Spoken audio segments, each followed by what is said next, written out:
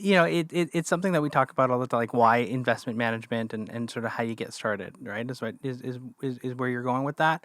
And I think, yes, the pandemic certainly contributed to that for a lot of the reasons that you just talked about, right? Like, it wasn't something that you could rely on in office IT to help you with, and you couldn't have an operations team that you could just talk to every day, like just go over to their desk. So you had to solve those problems, and especially when you had legacy technology, like you talked about, you saw the firms that struggled the most start with how do we band aid the legacy to make it work for people that are remote.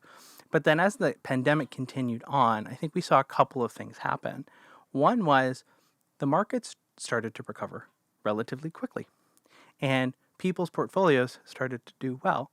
And so you also saw people that were now working from home wanting to get involved in that themselves. And I think, Malik was talking about that customer engagement.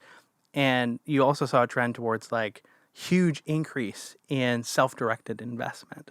And so now firms are trying not just to keep up with how do I get my technology to work in this remote sort of pandemic, but also how do I cater for the fact that fundamentally the value proposition of investment management is changing, and the legacy engine that they have just can't be band-aided any further to accommodate for that. If you really want to start a new business model, a new investment management sort of philosophy, you kind of need to really overhaul your system. And that's where, a lot of the firms struggle. Is like, how do I try to get ahead of sort of what the needs are when I have all this stuff that was built for a completely different business model? Right. And I think that is, you know, you really hit it right on the head.